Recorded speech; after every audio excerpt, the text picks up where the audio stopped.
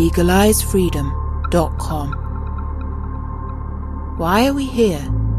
Where do we come from? Where are we going? From the nature of reality to the future of humanity. Listen without limits. Unchain your brain. Change your thinking. Change your life. legalizefreedom.com.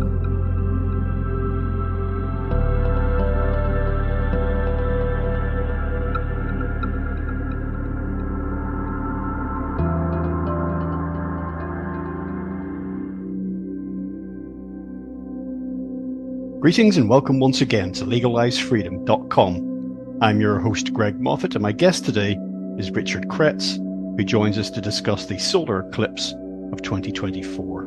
Although easily explained in astronomical terms, solar eclipses have inspired fear and awe in humanity since the dawn of time. Hardly surprising then that the recent eclipse of April 8th, 2024 triggered a widespread surge in speculation and doom-mongering. For thousands of years, however, correlations have been observed between celestial events and those on Earth, particularly in the realm of human affairs. Today, this is the sphere of astrology, although there was a time when astronomy and astrology were one and the same. Taking the 2024 eclipse as a starting point, we explore evolution, the origin of life, the existence of extraterrestrials, auguries in the turbulent events of today, and the potential dawning of a new age. Hello and welcome, Richard, and thank you so much for joining us once again on legalizefreedom.com. Well, thank you, Greg. It's a privilege and a pleasure to be here. Excellent. Okay, so today, Richard, we're talking a little bit about the recent solar eclipse, indeed, so that those sort of astronomical phenomena in general. Lots of avenues of discussion and speculation will be going down. But before we dive into that, for listeners who don't know, just tell them a little bit about your background and your work in general. All right. Last year, I had my first book released. It's titled The Alchemical Search for the Unified Field. And it's about alchemy and the Philosopher's Stone. And it includes some shamanism. As far as my background is concerned, I've got a lifetime worth of experience with the occult ever since I was a little kid. And in the 70s, I studied, various types of meditation, specifically transcendental meditation. I progressed from there. So I'm well versed both in hermetics, in the Vedic sciences, and shamanism. I spent 3 years on a mountain with a shaman. I've also, as a result, have an interest in astronomy and astrology and the various topics that go along with that.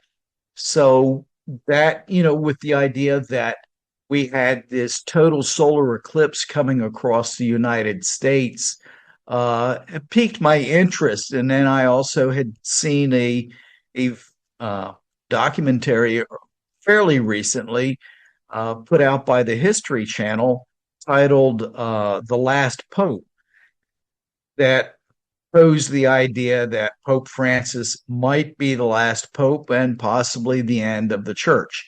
So I decided to take a look at that. Now, I'm not a prognosticator or a seer or anything of that nature. I was just curious to see, was there anything in the stars that might suggest anything along the line that, this documentary, suggested. So that's where we're at. Yeah, just before we started, we were discussing the run-up to the recent eclipse and the online, social media speculation, a lot of heated opinion, quite polarized, the usual apocalyptic speculation, predictions, and whatnot that you get around these sorts of cosmic events, even things as almost routine as solar and lunar eclipses.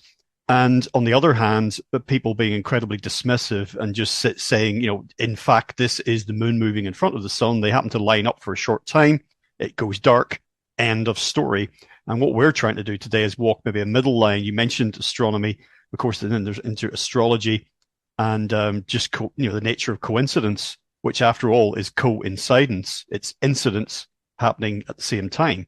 And then is there any sort of read into that as to where? But there was a time, of course, when astronomy and astrology where it was really part of the same cosmology, the same worldview, the way that human beings saw the skies, events, things that they could track, patterns. For ancient peoples, these were imbued with meaning, as all of nature and the wider reality was. So that's what we're trying to do today, which is saying, yes, it has got simple, in terms of celestial mechanics, sort of relatively simple explanations, but without just ascribing things to it with no basis in any kind of meaning at all or any evidence. Is there something to this? And I think if anyone's listened to any of the shows that I've done on astrology and whether they were coming to that very skeptically and seen it broken down, then there is a correlation. There are correlations and patterns connecting events in the heavens, movements of stars and planets, and over time, particularly over long periods of time, with events on Earth, shall we say, with how without life on Earth is affected. And these correlations have been observed over such a long period of time that it wouldn't be scientific to just dismiss it outright. Okay, yeah, that's a good introductory there.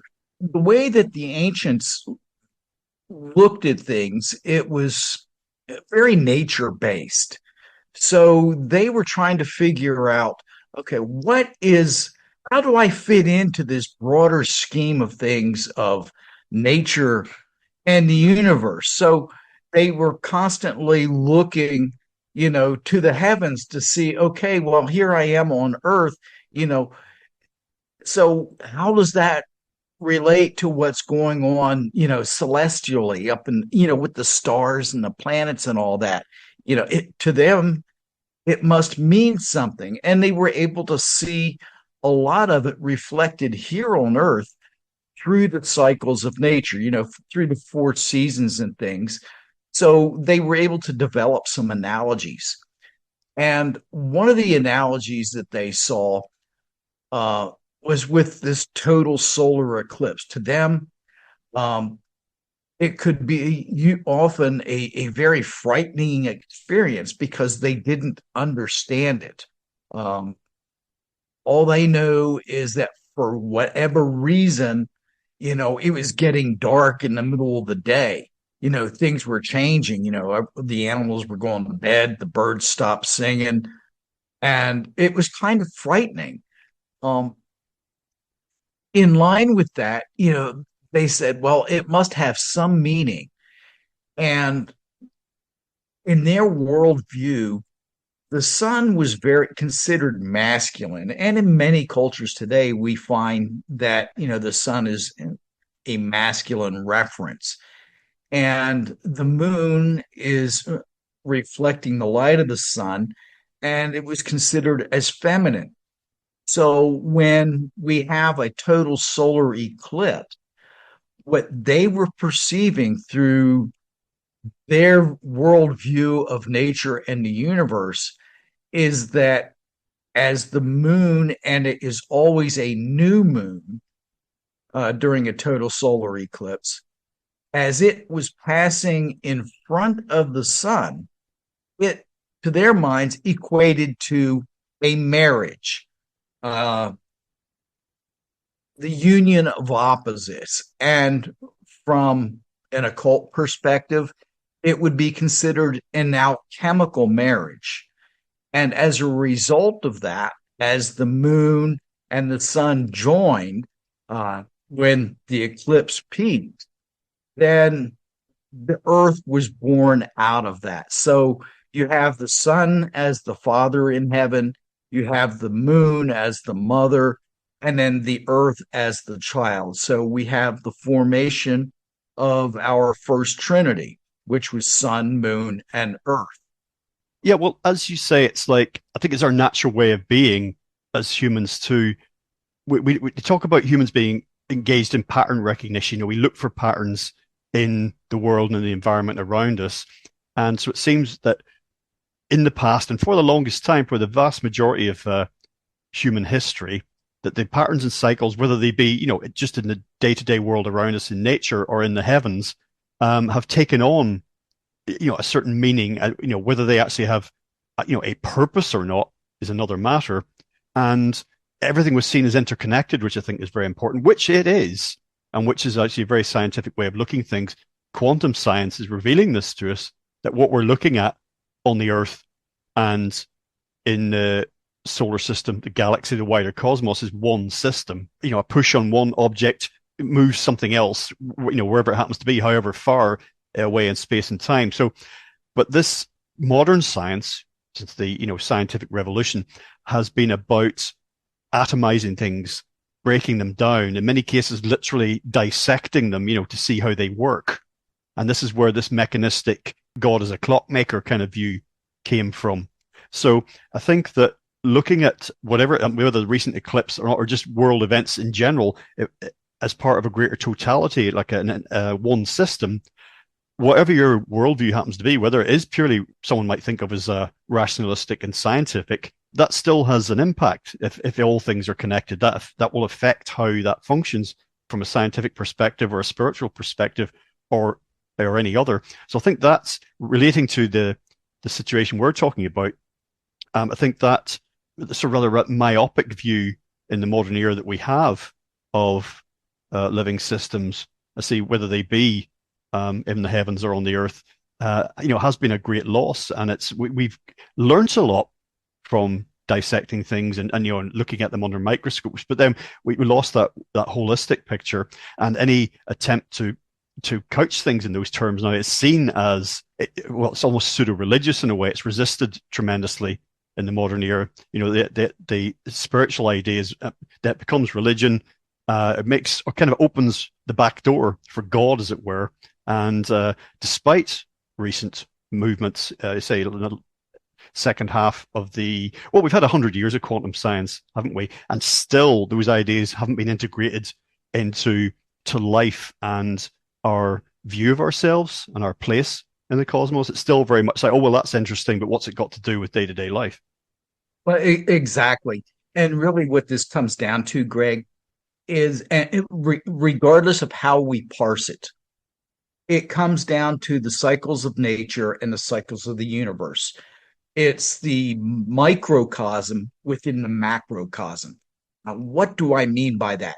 It's that the cycles, regardless of whether it's a microcosm or a macrocosm, it equates to a very simple formula, and that is it's birth and existence, or life, as however you wish to term it. So we've got birth and existence, and then there's death. And following death, there is a rebirth. So when we're looking at these cycles, it's not just alpha and omega. That would be a linear perspective. So what we're looking at as a cycle, because it's birth, life, death, and rebirth, is one that involves alpha, omega, alpha. So we have a beginning, an end, and then rebirth. And that's something, a concept that has been lost, but it has been, I think, pursued, as you were mentioning, through quantum science. And it plays a significant role in what we're learning about the universe.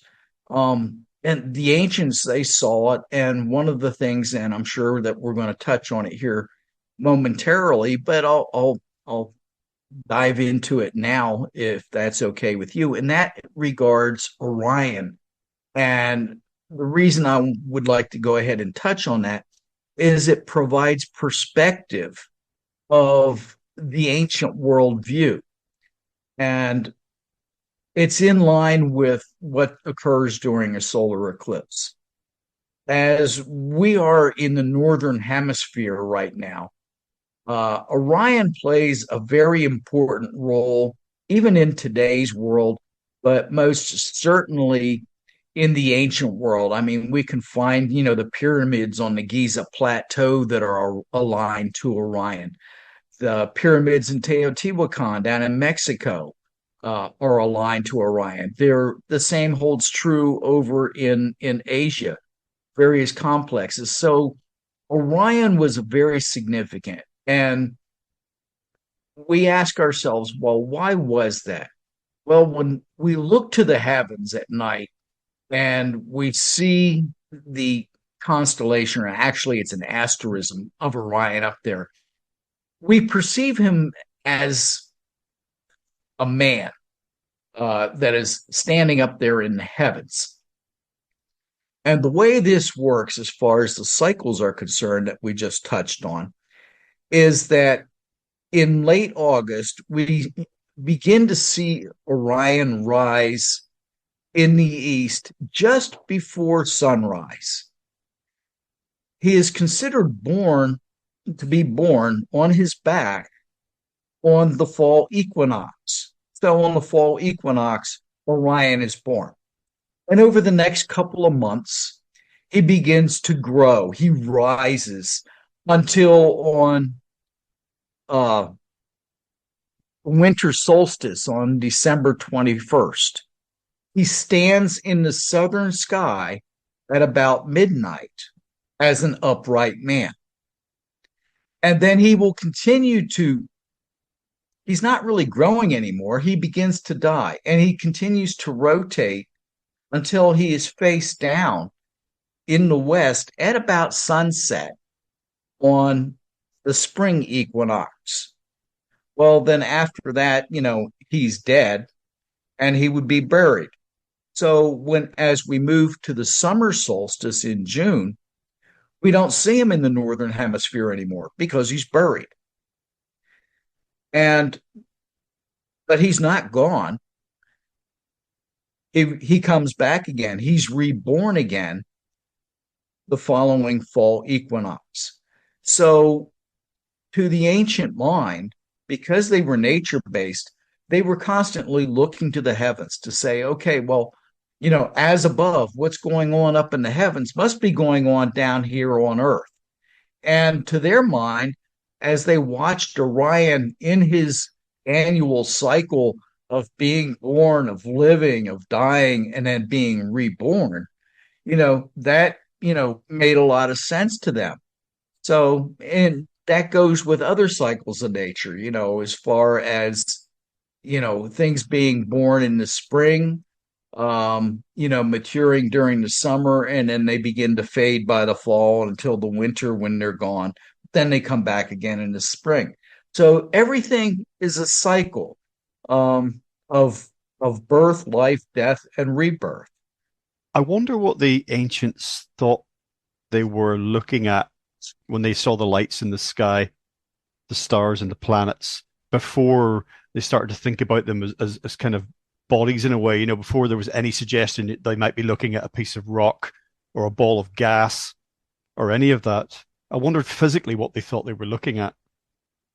Well, that's an interesting question, because they didn't have, this idea, that it might, what a star was. It was just this twinkling light, that they could see in the distance. And then they, during the course of an evening, it appeared to move across the sky, and the same with the sun and with the moon. That's why we have this idea of Apollo riding in a chariot, across the sky from east to west,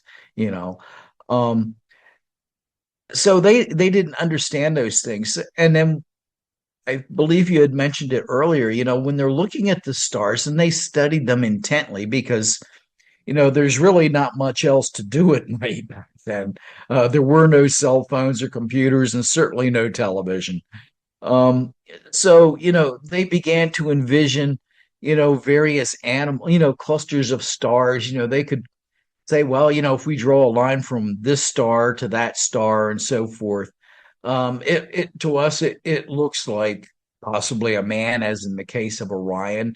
Um, it might look like a ladle or a dipper, what we're seeing with the big and small dippers, or a rabbit or a serpent, uh, a bear, and then they would create all these mythologies that would accompany that, to rationalize these patterns that they were recognizing in the sky. And that goes way back to ancient Sumeria, that they were doing that. That was what, roughly 6,000 BC or thereabouts. So, I mean, since time immemorial, this is something that, man has done. Well, when I first got interested in astrology, it was in the 1980s. The mainstream view of it was just one of ridicule and derision, because what astrology meant to most people, if anything at all, was a horoscope in a magazine or a tabloid newspaper. The little 2 paragraph thing telling you about the near future in your life, and usually in very broad terms. But I wanted to know, well, this sounds like nonsense, but what's it based on? What is astrology? As I started to look into it, I immediately tied it in my own mind with astronomy. Well, because I thought to myself, okay, well, I've been learning about the effects, for example, of cosmic rays and radiation on life on Earth. Forces, energies, fields beyond the Earth that impact the Earth, that pass across it and through it. Cosmic rays, the Earth's been bombarded with them constantly. They penetrate right to the core of the Earth and pass through our bodies. Whatever scale you look at, whether it's the Earth and the other planets orbiting around our sun, or whether our entire solar system in its multi-100,000-year journey around the galactic center, these planetary bodies, the Earth included, are passing through areas that have different properties, let's say in terms of cosmic rays and radiation. That has a physical impact on life. Part of life is our brains. Whatever consciousness is, our minds are affected by these forces. So you could see over the very long term, certainly in human terms, how life on Earth could be affected. Human thinking and evolution could be affected by very concrete kinetic forces. So I thought to myself, well, maybe this is where astrology comes from, just looking for patterns within all of that and interpreting it. So I always thought that on that basis, astrology could have a very, very real basis, in physical forces. Well, absolutely. To the ancient mind, they didn't separate astronomy from astrology. To their mind, it was one and the same. And you're correct, with these cosmic forces, whether it's the various energies that are being emitted regarding positions of planets and stars or the constellations. Their electromagnetic forces, their gravitational forces. And I think something that is often overlooked and not considered, that Pythagoras pointed out, is their vibrational, their musical qualities. All of these things, as you've noted, impact the human psyche, but they impact not just humanity. I think they impact all of life on this planet. So, when we're looking at these different alignments, we're looking at, variations in frequencies, variations in the effect of gravitational pull, um, and all of these other, electromagnetic forces, cosmic rays, the whole 9 yards. All these movements and relationships have an impact. So, in that regard, I think, from a scientific perspective, there must be some validity to astrology, even though we haven't been able to really count for it as of yet. It's a suspicion that, yes, we can say, yeah, these alignments, do certain things, have certain impacts on us. We just haven't been able to really nail down precisely or specifically what it is that is having this effect on us. The ancients knew it. even though they couldn't, describe it either. Well, maybe we never will understand it. I mean, that's a very modern idea, isn't it? The idea that everything's explainable, particularly in scientific terms. And that's why so many ideas are dismissed, including astrology, because it's unscientific, quote unquote, as if science is the only way of gleaning knowledge. It's one way of doing it. It's not the only way. Science isn't nothing, but equally, it's not everything. So I think that tendency Well, to write things off because they can't be explained in narrow scientific terms is very narrow-minded. And also, if it then dismisses a subject as a valid area of inquiry, well, of course you're not going to explain it if no one's studying it. yeah, exactly. And I like the analogy that I found in the movie Forrest Gump, for example. At the beginning of the movie, Forrest is sitting on the bench next to this nurse, and he points at her shoes. And, he says, my mama told me that, you can learn a lot about a person from their shoes, where they've been and where they've gone or are going. And then he goes into thing about, life is like a box of chocolates. You never know what you're going to get. Well, my take on, astrology is that when it comes to foretelling the future, it's like a box of chocolates. We might have an idea of what the future may hold, but we really don't know what we're going to get. Yeah, and what I would say for listeners who perhaps have been skeptical about astrology but are still with us is, first port of call, have a look at your work in this area. For example, I don't know if the paper that we mentioned earlier that you sent me is available at your website or not, and I've got lots of interviews at legalizefreedom.com, not least those with Bruce Schofield, John Michael Greer. Great insights on this, and also, although I haven't spoken with them, I've got a lot of time for Stephen Forrest and Richard Tarnas. I mean, go and find his online look at 2024, which he released around about Christmas, New Year, and it's fascinating. You'll see it's really very far from to name a popular 1980s quote unquote astrologer in British newspapers, Mystic Meg, who'd make pronunciations about people's love lives, etc. It's so far away from anything like that. It really is, in its own way. If you want to use the word scientific, it is rigorous. Yes, it is. And, I've seen the videos of some of those that you have interviewed on this matter, and they're excellent interviews. And I would encourage your listeners to, go back into your archives and take a listen at them. Because there's a lot of very, very good information from these extraordinarily knowledgeable folks. Is the paper actually available at your website, by the way, the one you shared with me? Okay, paper itself is not available. However, on my website, which I've recently updated, if you go to the page that says videos on it, you will find that there is a video titled "The Age of the Dawning of the Age of Aquarius," which is the title of the paper. And there is a present. So I've actually done a video presentation of the paper. So you're welcome to enjoy that. And you'll find it to be quite informal.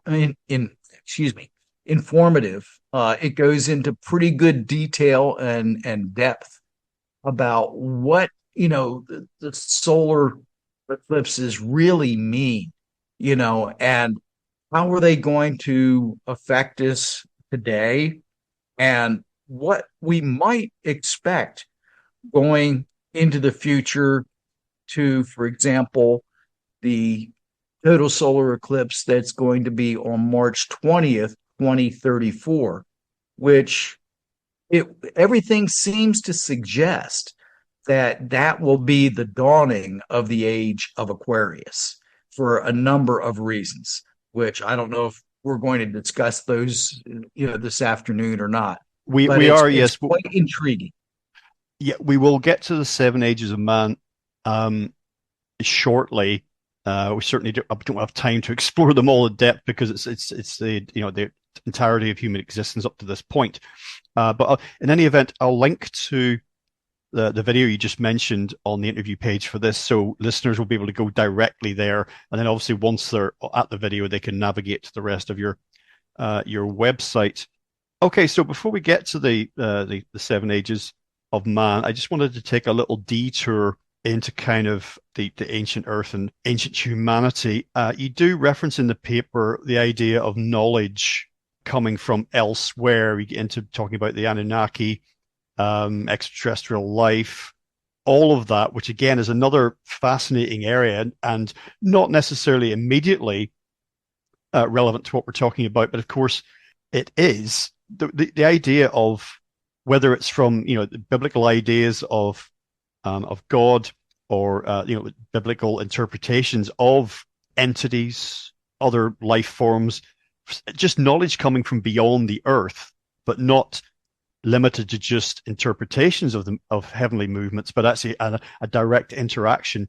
Those, like the flood myths, are ubiquitous throughout all human cultures, going back beyond, they're prehistoric, basically. They've always been there. So perhaps you could say something about that, because we also have the question of, in all of this, what is the ultimate question of the origin of life on Earth itself. That concludes part 1 of our interview.